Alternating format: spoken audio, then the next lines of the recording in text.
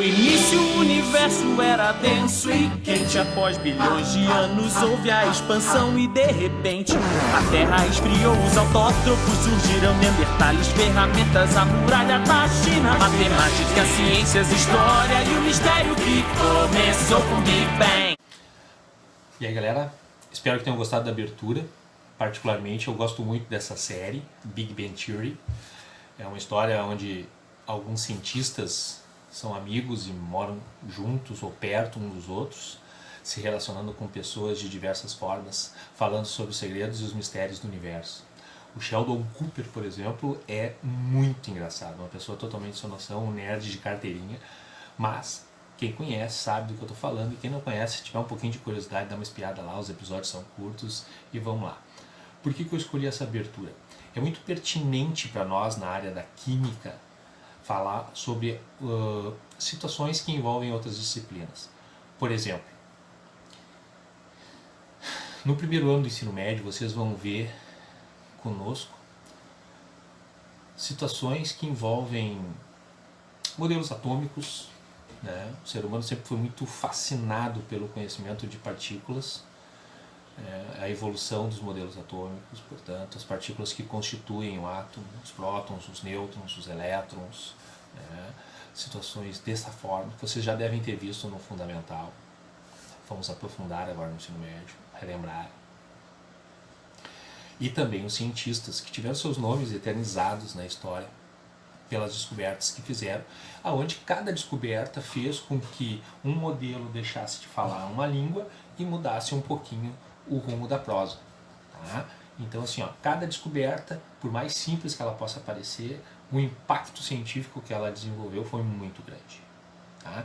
Então, eu vou deixar aqui na sequência alguns cientistas que com certeza contribuíram demais para a evolução da história do átomo e da ciência química, física e por aí vai. Tá? Um abraço. Segue aí então na ordem das fotos o Dalton, o Thomson, o Rutherford, o Bohr e o Sommerfeld. Tá bom? Dá uma espiadinha nas latinhas deles e a gente volta a conversar.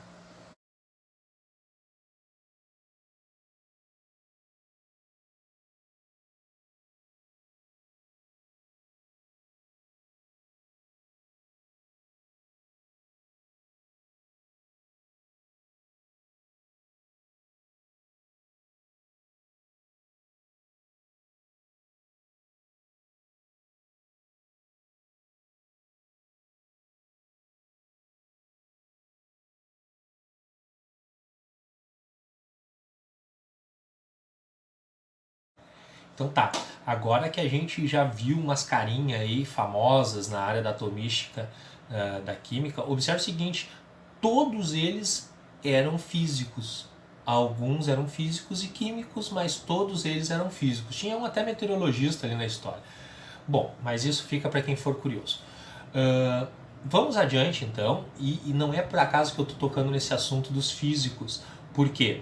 Porque nós vamos ver agora algumas teorias físicas que envolvem conteúdos de química voltados ao átomo, às suas partículas que constituem ele, né, como prótons, nêutrons e elétrons, e as partes que são constituidoras, ou seja, que fazem essas subpartículas. Então são as menores partículas da natureza. Tá? Para vocês terem uma ideia, vamos fazer um exemplo bem prático aqui, mas bem simples também, né? É muito mais complexo do que eu vou explicar para vocês. Então, por exemplo, a gente tem a matéria, que pode ser o acrílico da caneta, né? O acrílico da caneta. Se a gente conseguisse separar todas as moléculas de poliacrilamida que tem ali, o que ia acabar acontecendo? A gente ia ter uma molécula muito pequenininha, e essa molécula ela ia ser dividida basicamente em átomos de diferentes elementos químicos. E aí, se a gente pegasse um desses átomos, a gente ia conseguir dividir ele, que nem o Rutherford fala, na eletrosfera e no núcleo. Se a gente pegasse o núcleo, a gente ia conseguir dividir ele em nêutrons e prótons. Se a gente pegasse esses nêutrons e prótons, a gente conseguiria fazer novas divisões. E aí, quais seriam elas? Os quarks, né? e aí a gente consegue chegar na menor partícula existente na matéria. Hoje, nos tempos atuais, com a tecnologia que nós temos e com o conhecimento científico desenvolvido com ela, junto com essas mentes brilhantes, a gente sabe que elas são as partículas elementares da natureza. Tá? E a teoria de cordas, ela vem para tentar fazer uma interação, misturar todos esses elementos elementares, desculpe pela redundância, elementos elementares, né? Essas partículas elementares da natureza, e formariam o que a gente chama de cordas unidimensionais, em uma dimensão só. A gente já está pensando, que papo de doido, mas para que isso serve? Bom, a gente está sendo bombardeado por algumas aplicações dessas teorias, porque desde os anos 60 a gente já ouviu falar disso, mas aprofundado a partir dos anos 90, a gente começa a entender que no momento que a gente aceita essas diversas possibilidades dentro da teoria de cordas, a gente consegue prever a existência de vários universos, ou seja, multiversos. Né? E aí a gente tem a ideia do Homem-Aranha, que fizeram um filmezinho ali dele, os universos paralelos, né? E por aí vai. Certo? Então, para vocês terem uma ideia, não está comprovado, evidente, né? Os estudos continuam acontecendo, mas, como a gente já viu, uma coisa leva a outra e, às vezes, a vida imita a arte, ou vice-versa.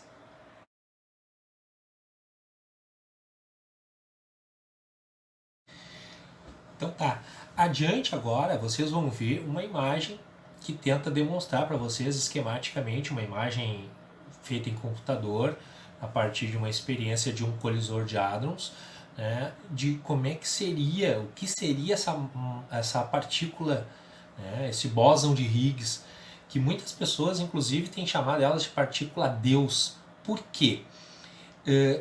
Ela, se comprovada a existência, ela provavelmente explicaria uma dúvida que a gente tem, e até agora não conseguiu a comprovação, de como teria surgido o universo no Big Bang.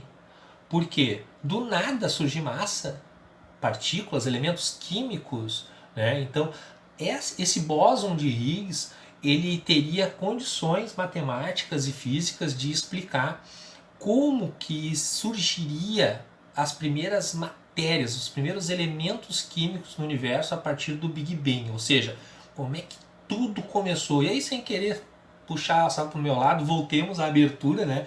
Porque fala mais ou menos sobre isso, uma evolução na caminhada da humanidade, claro, desde o começo até o final, por causa que é uma série, mas a gente conseguiria entender como é que surgiu a massa no universo, porque até então era só energia, né? E a massa e energia são coisas diferentes.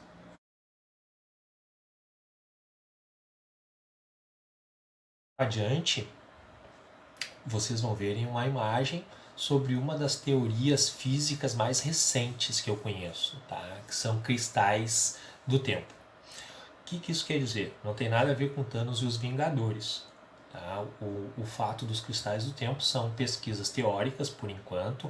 Alguns acreditam terem dados teóricos que comprovam a possibilidade a partir de íons de térbio, que é um elemento químico, mas ainda não foi posto em prática e nem se construiu nenhum.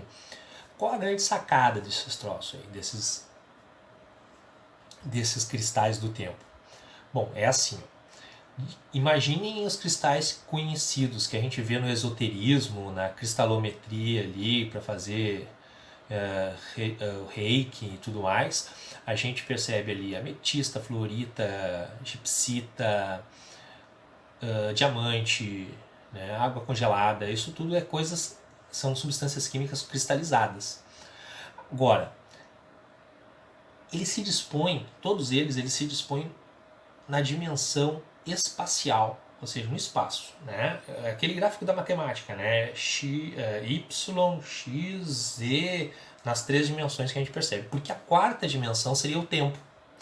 Pois é, se esses cristais comuns, eles se dispõem no formato das 3 dimensões conhecidas, como a altura, a largura e a profundidade, a 4ª dimensão é o campo do cristal do tempo. Ele se expandiria, ele se disporia dentro do tempo. Então ele faria pequenos pulsos entre a possibilidade de estar microsegundos na frente e microsegundos atrás, Uma hora ele é líquido, outra hora ele é sólido, uma hora ele é sólido, outra hora ele é líquido, muito rapidamente. E esse movimento poderia ser utilizado para possibilidades tecnológicas muito, muito úteis e que já vem aparecendo em filmes de ficção científica, principalmente, né? Combustíveis ou motores que funcionem para sempre, máquinas perpétuas, como elas são chamadas. Alguns cientistas dizem que isso é impossível, mas desde 2014, ou seja, bem recente, 5, 6 anos atrás, a gente já teve confirmações teóricas da possibilidade disso. E aí a gente começa a entender e eliminar um dos problemas da viagem espacial. Por exemplo, se tu tem uma possibilidade de criar um motor que funcione de forma perpétua, ou seja, ele nunca precisa ser reabastecido, tu consegue viajar o tempo que tu precisar, né? Tocado, e vai e volta e tá ali para sempre. É um combustível extremamente eficiente, acabaria com poluição e tudo mais. Pelo menos a partir do consumo, não na sua produção, né? Aí outro problema que a gente ia ter que ver como é que ia ser pra gente conseguir fazer esse trajeto todo aí, porque o universo é grande pra dedéu, tá? Então os cristais do tempo são estudos físicos bem recentes dentro do ramo teórico ainda, nada prático, mas isso é uma possibilidade que a geração de vocês talvez venha a ver funcionando na prática, tá? Vamos para outra ideia.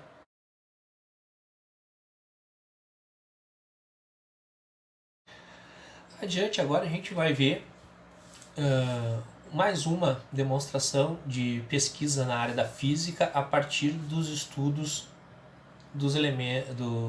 das partículas elementares da química, né, no âmbito nanométrico, picométrico, que são dentro dos átomos, dentro das partículas que são prótons, nêutrons e elétrons, e dentro disso aí tudo. Então, ou seja, são aquelas partículas que a gente falou um pouco antes ali, as mais pequenininhas que existem neste momento. A gente sempre tem que falar isso por causa que há muito tempo atrás se dizia que o átomo era a menor partícula da natureza, né? E hoje a gente sabe que não é. Dentro dele a gente encontra uma série de outras micropartículas que constituem o átomo, como prótons, nêutrons e elétrons. Cada um desses aí é dividido em outros, então a gente sabe que nesse momento as partículas elementares da natureza são outras e que servem como utilidades para explicar alguns fenômenos, alguns efeitos, algumas teorias da física. Uma delas é a matéria escura. Já aparece em alguns filmes de ficção científica sobre a matéria escura há algum tempo já, né? Uns 15, 20 anos já se ouve falar sobre isso. O que vem a ser isso? Olha só, curiosidade primeiro, né? A matéria escura é o que mais existe no universo. 95% de todo o universo, pelo menos desse que a gente conhece, é constituído por matéria escura.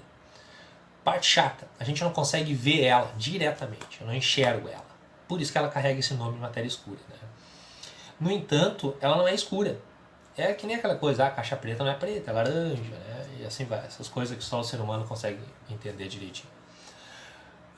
Mas a gente consegue inferir ela, ou seja, medir ela, perceber ela. De que maneira? De formas indiretas. Por exemplo, o campo gravitacional do entorno de um planeta, de uma estrela, de uma galáxia, de uma lua, ele sofre pequenas deformações. Essas deformações, eliminadas todas as outras possibilidades, elas são causadas por matéria escura. Digamos assim, vamos de uma forma bem simples, volto a dizer, né? É uma linguagem simples, é um papo informal, não tem nada de intenção de que vocês saiam repetindo como se isso fosse um termo cientificamente aceito, né? Mas é só para que a gente entendesse tudo isso.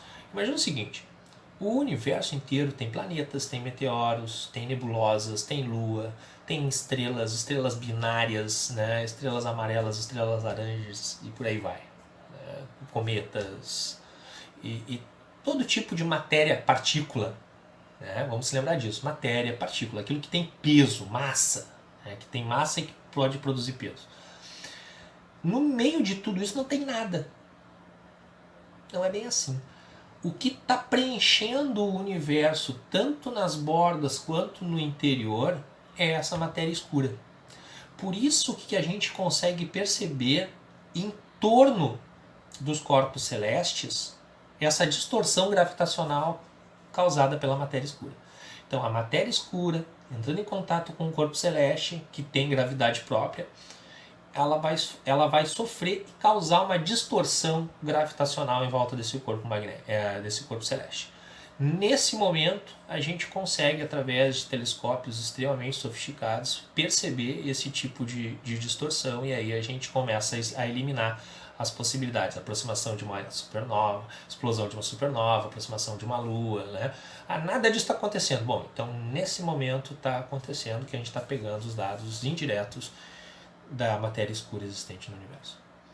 Tá, galera? Eu espero que vocês tenham curtido pelo menos um pouquinho, deixado alguns curiosos, outros não convencidos, mas é assim, né? A ciência, quando a gente não consegue experimentar, ela se torna teórica, para muitos ela se torna chata, mas uma certeza que eu posso dar para vocês é que todos esses conhecimentos atuais que eu estou trazendo para vocês aqui nesse vídeo são avanços tecnológicos muito recentes, pesquisas extremamente avançadas, e que a minha geração provavelmente não vai ver funcionando, comprovada na prática, né? Mas a geração de vocês vai. Então fica esperto. Um abraço e até a próxima.